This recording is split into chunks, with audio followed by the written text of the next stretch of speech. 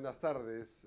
Hoy, 18 de marzo, un día después de la revocatoria, volvemos con nuestro programa Actualidad Ambiental Televisión. Estamos hoy día para conversar con Patricia Magluf sobre lo que está pasando en la pesca, las políticas de pesca, los conflictos que hay, las nuevas decisiones del gobierno, la ministra de Pesquería enfrentada con los gremios. Y antes de eso, quisiera hacer alguna reflexión sobre el tema de la revocatoria.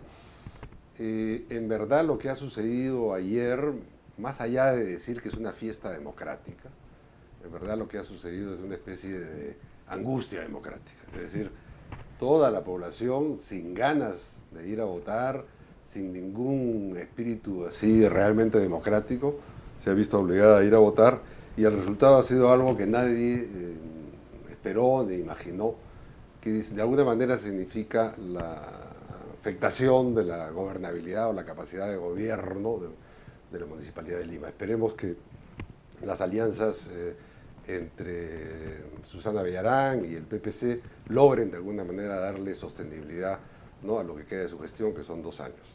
Pero ya que hablamos de gobernanza, lo mismo sucede cuando se manejan o los bosques o en este caso las especies hidrobiológicas. O sea, toda la riqueza del mar peruano requiere de políticas públicas y de un compromiso entre el sector privado y público para poder manejar este recurso renovable que tiene tanto significado para millones de peruanos y para la economía peruana. Antes de eso vamos a pasar un breve reportaje, un breve video de un par de minutos de actualidadambiental.pe y luego conversamos con Patricia. Muchas gracias, Patricia, por estar acá. Gracias.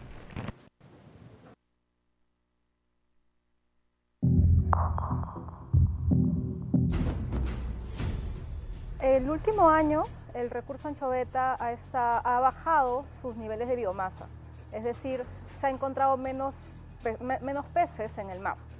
Esto ha generado que la producción tome una serie de medidas para evitar la depredación del recurso, para evitar que el recurso se ponga en peligro de extinción. Esto ha sido muy controversial, sobre todo porque las grandes empresas vienen solicitando que se derogue esta medida. Pero en este caso, concretamente el 005, lleva varios meses de ejecución y en realidad creemos que la propia autoridad tendría que tener una postura de revisión integral. En el tema de pesca, nosotros reconocemos el sacrificio de los pequeños pescadores, pero también reconocemos la irresponsabilidad y la corrupción de grandes empresas que han depredado la anchoveta. Yo creo que el mensaje que ha dado el presidente Humala es muy importante y siento un precedente que no se había visto en el sector pesquero, al menos en las últimas décadas. Si no hay anchoveta, es porque han depredado la anchoveta. Y ese juego de decir, el eslogan de decir que, o la muletilla de decir que se va para Chile y que es para los chilenos, pues suena un poco trillado. Lo único que está pidiendo el sur es la misma política que emplea Chile. Ellos están felices capturando enormes cantidades, cientos de millones de dólares, mientras que nuestros pescadores solamente la miran, miran la anchoveta, pero no la pueden pescar. Mira, si fuera que la pesca peruana se fuera a Chile, entonces cuando nosotros dejamos de pescar, en Chile tendría que aumentar por encima del promedio regular. Lo que estamos viendo es que cuando Perú deja de pescar, cuando Perú pesca poco, Chile también pesca poco. La medida lo que está haciendo es elevar los costos de operación de estas grandes empresas. Entonces, esta creo yo es una de las razones por las que se oponen, ¿no? Yo creo que la medida efectivamente está ayudando a ordenar el sector porque tú no puedes tener embarcaciones muy chiquitas como las embarcaciones artesanales pescando en la misma zona que grandes embarcaciones que al pescar no solamente pescan anchovetas, sino que también se llevan al mismo tiempo otros recursos que están destinados exclusivamente al consumo humano directo, y esto afecta entonces no solamente la sostenibilidad de la anchoveta, sino también de todos esos otros pescados que utilizamos para hacer ceviche o para hacer conservas. Entonces es importante que tengan zonas diferenciadas. Yo creo que es una buena decisión que ha tomado el Ministerio de la Producción y qué bueno que el gobierno esté manteniendo esa posición a pesar de las presiones del sector industrial.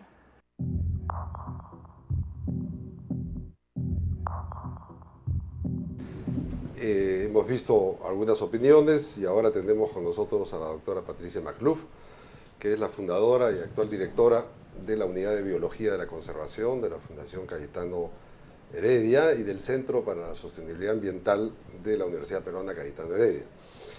También ha sido viceministra de Pesquería, ¿no? Fue, digamos, un paso fugaz y muy interesante por toda la polémica que generaron algunas de sus propuestas, ideas y de sus decisiones. Y con ella entonces hemos querido hablar para hacer un balance un poco de lo que está pasando, ¿no?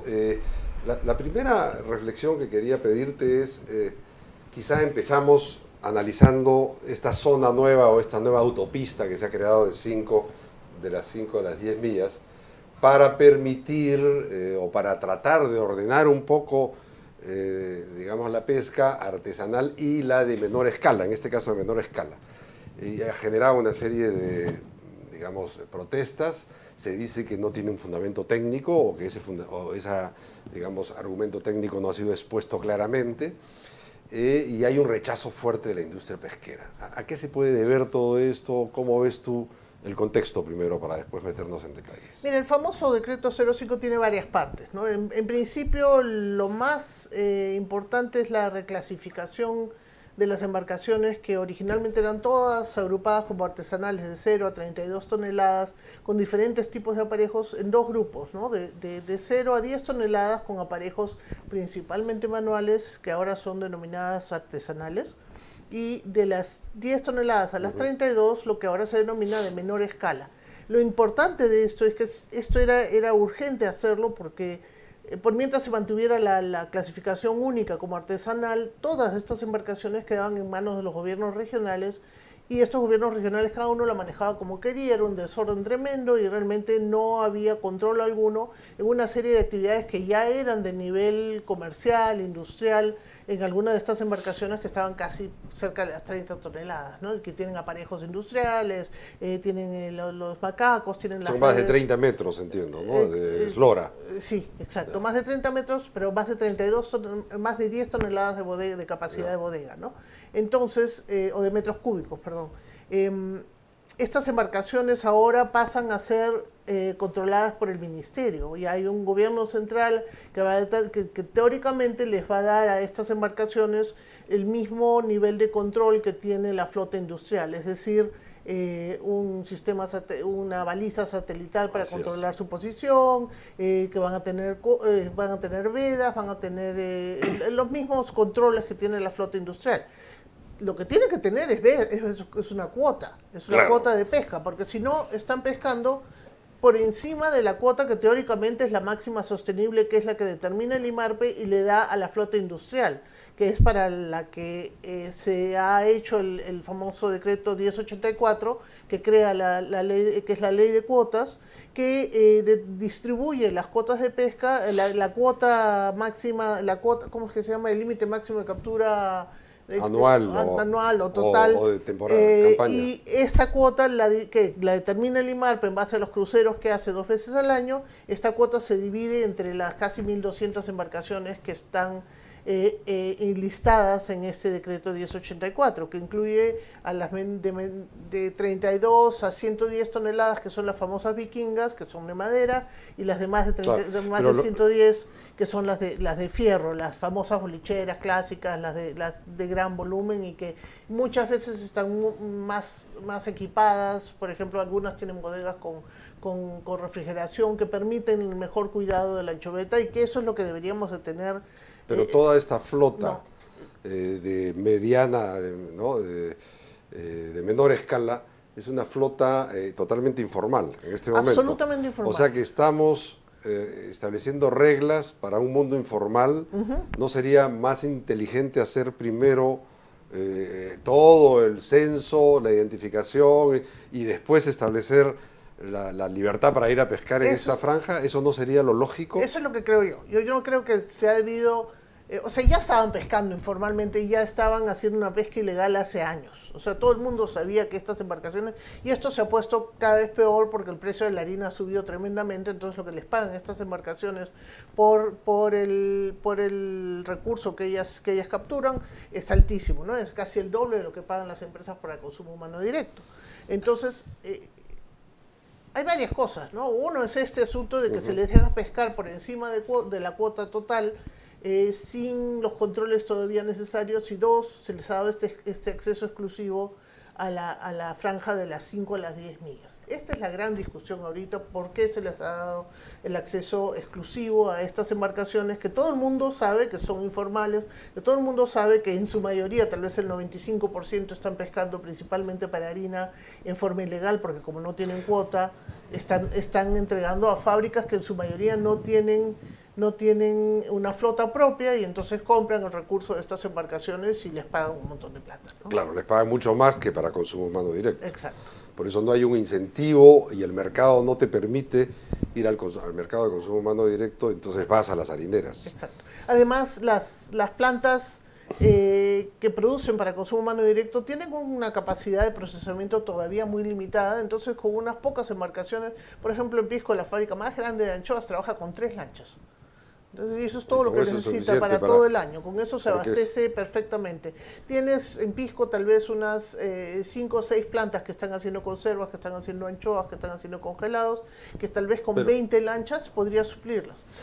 Pero tiene cientos de lanchas en Pisco que están desembarcando anchoveta todos los días, sin hielo, que los meten en camiones sin hielo, y que todo el mundo sabe que se está yendo a las plantas ilegales de harina. Entonces tiene urgentemente que ponerse mucho control sobre estas embarcaciones. Pero esa es la intención. Entiendo que lo que pretende la ministra de Pesquería, y apoyada por el presidente de la República, es primero conservar o preservar la especie anchoveta, que está, digamos, tiene una posición importantísima en toda la cadena trófica para poder, ¿no?, garantizar el abastecimiento de todas las otras especies para consumo humano directo, las que nosotros conocemos en el mercado, todas las variedades de peces que hay, porque la anchoveta es importante para por lo menos las principales.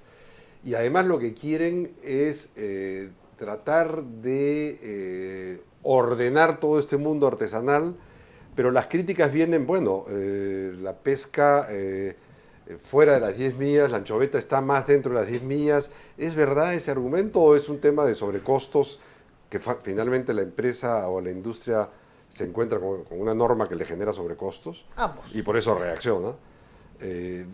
Yo no sé, yo creo que hay cierto desorden y hay un problema serio de diálogo, ¿no? El desorden es tremendo, la falta de diálogo es absoluta, no se están hablando, y es un ambiente muy cargado. Pero el tema va por los dos lados, ¿no? Es el tema de costos, porque obviamente tienen que salir más afuera, tienen que usar redes con más profundidad, de 50 a 60 brazas, para poder pescar en aguas más profundas.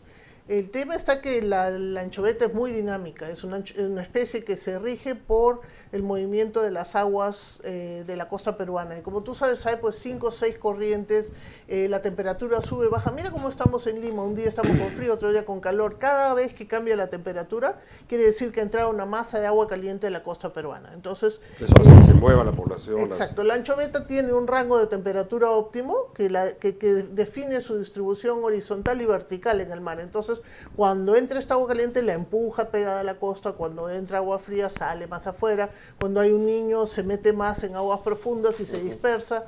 Entonces no es una especie que uno puede decir está en este sitio todo el tiempo, no.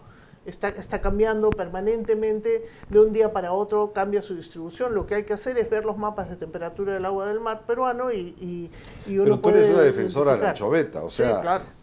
Esencialmente con esta política pública sí estarías de acuerdo. La forma de implementarla de repente es lo que es criticable. Con el espíritu estoy completamente de acuerdo. Lo que no entiendo mucho esto de las 5 a las 10 millas porque no he visto el reporte que lo sustente. Pero definitivamente yo no estoy de acuerdo en que esto se haya lanzado así sin haber implementado los mecanismos de control con anterioridad, ¿no? Porque esta flota está pescando por encima de la cuota. Y todo lo que está pescando, nadie sabe cuántos son, nadie sabe cuánto están pescando. Probablemente están pescando varios miles de toneladas diarias y esto súmalo a lo largo del año. Es una captura significativa que está por encima de la cuota que el IMARPE ha determinado. O sea que es una sobrepesca evidente. Es sobrepesca. Y afecta, o sea, afecta la esencia misma de la política que se ha diseñado. Exactamente. Bueno, Entonces, por mientras no se haga el control, estamos sobrepescando. Han salido una serie de otras normas que vamos a analizar ahora sobre, por ejemplo, el control de la pesca, los hallazgos de juveniles, las multas. Después de una pequeña pausa volvemos con la doctora Patricia Magluf sobre este tema.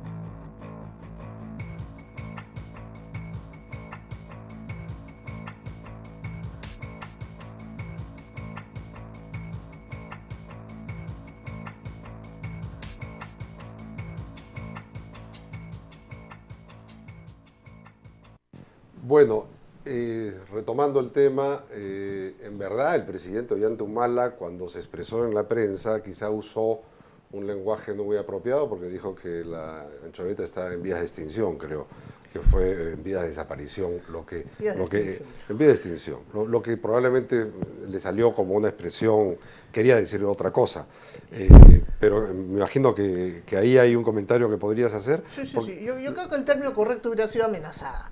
¿No? Amenazada. Ahora, es bueno que el presidente de la República defienda una política pública de una ministra, en este caso, en un tema tan controversial, porque cuando nos pongamos de acuerdo de un manejo sostenible del recurso, va a ser genial. Si es que logramos que la industria harinera, ¿no?, empiece a invertir más en agregarle valor, ¿no?, y no solamente exporte materia prima, como si fuese sacar minerales, ¿no?, lo mismo, agregarle valor, lo mismo que en el sector minero y que en el sector forestal.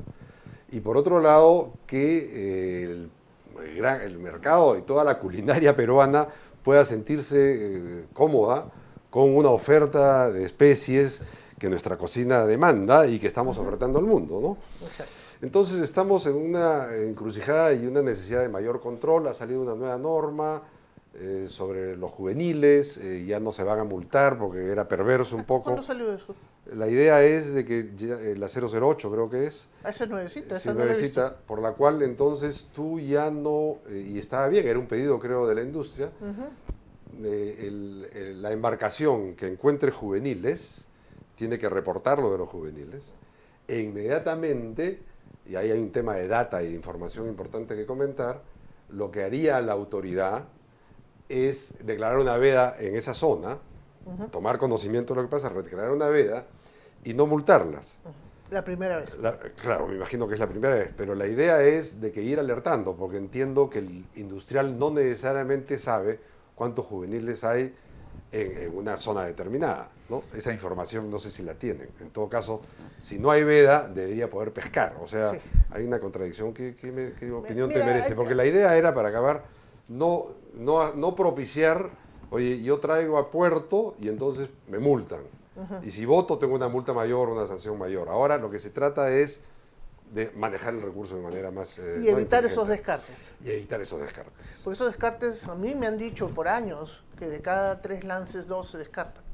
Imagínate el volumen de pescado que se está perdiendo y sobre todo lo más importante es que este descarte... 2 de cada 3 así me dijeron, no siempre, no todos los casos, pero que en muchas ocasiones de cada 3 lances 2 se botaban. Y ahora estos son descartes de juveniles. En una red llena de juveniles tienes mucho más pescado que en una red llena de adultos. Y todos esos juveniles dejan de reproducirse. Explica lo que es el descarte. Es que yo llego y no lo llevo a puerto y lo boto en alta mar. Claro, si yo recojo la red y encuentro que está llena de juveniles y me van a poner una multa, la boto. La boto. Y pesco hasta que encuentro una red que está llena de adultos. Entonces, esto tiene un impacto importantísimo en la población de anchoveta, porque probablemente el descenso que se ha observado del año 2011 al 2012 de la población de anchoveta, que estaba a 10-12 millones de toneladas cuando estábamos nosotros en el ministerio, a 6 millones, que es el último reporte del año pasado, ahora espero que esté ahí o más. Realmente es importantísimo ese descenso, ¿no? Y las condiciones oceanográficas no han sido tan malas, no ha sido un niño así excepcional como para que descienda de esa magnitud. Bueno, la ¿no? idea es desincentivar el descarte, que es el botar, ¿no? Exacto. Porque además genera un impacto ambiental, contamina, Tremendo. Y la etcétera. harina es de menor calidad, tiene menos grasa, O sea que, no genera tanto... ahora, yo creo que lo que está faltando, no sé si coincides conmigo, es que el flujo de información que se produce mediante el sistema de vigilancia a bordo que tenemos de las 2 empresas que están a cargo regionalmente, no llega a IMARPE. Me dicen que lo recibe, produce y produce, no lo pasa inmediatamente a IMARPE. Y hay una falta de data en IMARPE. ¿No debería ser información pública en un portal? Sí. Cada vez que se descarga algo y esta empresa privada que da un servicio de control de vigilancia al Estado, que es todo un tema que sería muy largo comentarlo ahora, pero que genera una data, Hay un tema data importante. Hay un tema de quién contrata a quién. Entonces es la empresa pero es como privada los estudios de impacto ambiental, que es dicen evidente. que son privados porque la empresa contrata a los que Pero están no la empresa haciendo... lo contrata, ahí creo que hay un error. Lo que yo sé... Es lo que dicen ellos, ¿no? Claro, y por eso nunca han abierto el acceso a esa información. eso dice la industria. Claro. Bueno, se protege. Pues. No, lógico. No, pero Y eso lo mismo para el debería ser CICESAT, público. toda la información de control debería ser pública. En parte es pública, pero agrupada, no individualizada, entonces es imposible, por ejemplo, hacer el control del cumplimiento de las cuotas. En algún momento uno puede llegar a acceder al desembarque individual por embarcación diario, pero las embarcaciones están agrupadas, entonces pueden ellos combinar cuota. Entonces, si se pasa de cuota uno, puede ser, pero yo estoy asociado con tal otro. Claro. Pero la información de las asociaciones no está publicada y esto cambia en todo momento. Entonces, ahí puede haber todo tipo de desarreglos, digamos, ¿no? El problema está que hay muy poca capacidad de control en el Estado, ¿no? Hay pocos inspectores, los inspectores ahora están bien novatos, el sistema de control satelital no tiene hasta ahora todavía no Eso está lo hacen otras empresas, ajustado. ¿no? Son otras El control empresas satelital. y que de la Marina podría participar en forma bastante correcta porque Así tienen es. un sistema de Y el control mismo IMARPE, increíble. ¿no? El mismo IMARPE. Pero aunque no son policías, pero de todas el maneras... IMARPE hacen el muestreo de la cantidad de juveniles que salen ¿Pero cada cuánto por tiempo? desembarque. Bueno, hacen un muestreo más ¿Ah, o sí? menos... ¿Todas las semanas? Diario tienen el muestreo. Pero es un muestreo bastante todavía precario y les falta profesionales. El IMARPE está súper estresado por falta de recursos, ¿no? Pero es cuestión de meterle dinero. Una política lógico. que debería hacer la ministra, ¿no? Y Ollanta Humala es meter dinero en el Hay el IMARPE. canon pesquero nadie sabe dónde está. Entra al ministerio sin estar identificado por que es el pago. derecho de pesca. Claro. Ese derecho de pesca también es bien bajo por tonelada, Es ¿no? bajísimo, es O bajísimo. sea, eso en el artículo de hoy de la ministra se señala ahí que es bajísimo Pero además comparado. es poquísimo comparado, no llega ni al 2-3% de los ingresos totales del sector. Y eso, teóricamente, el 25% debería del IMARPE, y eso ya serían unos 4 o 5 millones de dólares al año, que ayudaría bastante al Claro, presupuesto que de no IMARPE. es una maravilla. Pero no le llega. Pero con 5 millones tú cambias la Lógico, calidad de lógico. tu información y las decisiones. Podrías tener mucho mejor, además debería haber un presupuesto para tener científicos de alto nivel. Hay una Entonces, serie de Patricia, cosas que hay que hacer, ¿no? Para ir cerrando, estamos hablando de que hay que formalizar a todos estos actores nuevos en la autopista de 5 a 10 millas, ¿no? Son informales, venden a la industria harinera, no se está cumpliendo el objetivo de la norma. Y además hay que meterlos en el sistema de cuotas. Eso Exacto. sí es evidente, Eso, ¿no? eso es urgentísimo. Probablemente la medida más urgente a tomarse en este momento en el sector pesquero es ¿cómo se llama? Reglamento de las cuotas de pesca para anchoveta. En ese momento solamente incluye las embarcaciones de madera y de fierro por de más de 32 toneladas.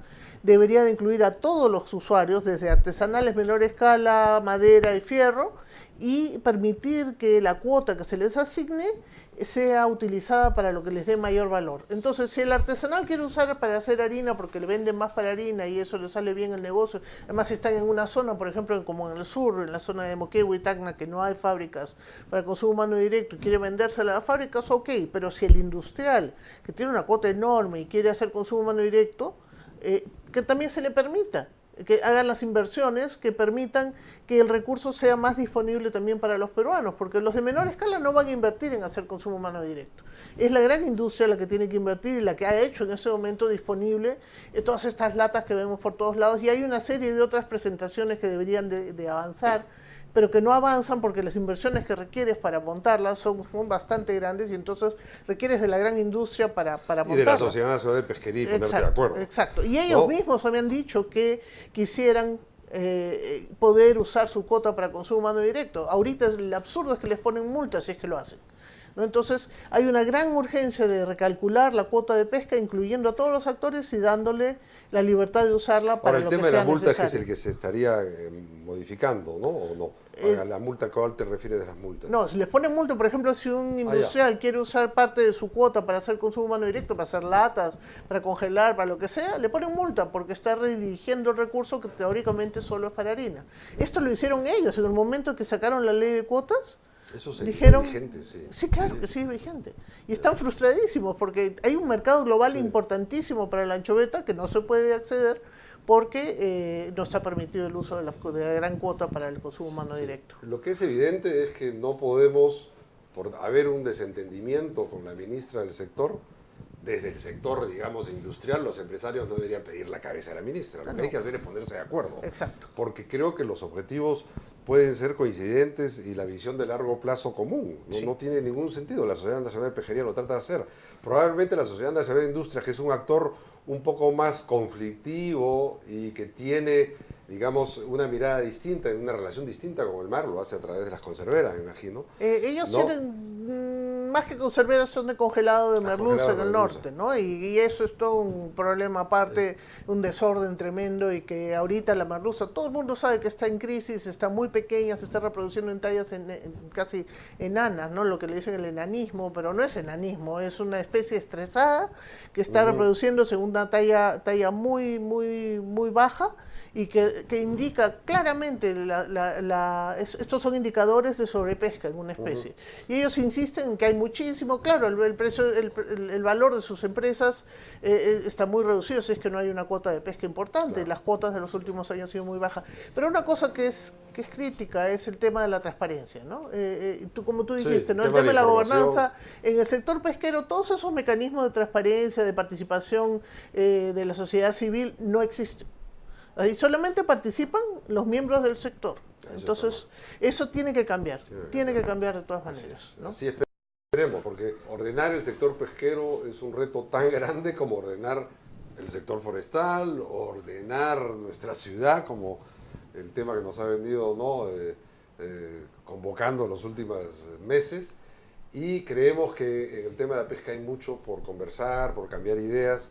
Espero, Patricia, que puedas seguir tú siendo, ¿no?, desde la universidad como científica y académica, y además con conocimiento de las reglas de juego y políticos, participar y aportar tus ideas como lo has hecho muy bien hoy día en Actualidad Ambiental Televisión. Muchas gracias. Gracias, Jorge. Nos vemos la próxima semana. Gracias por venir. Hasta el próximo lunes entonces a las 5:30.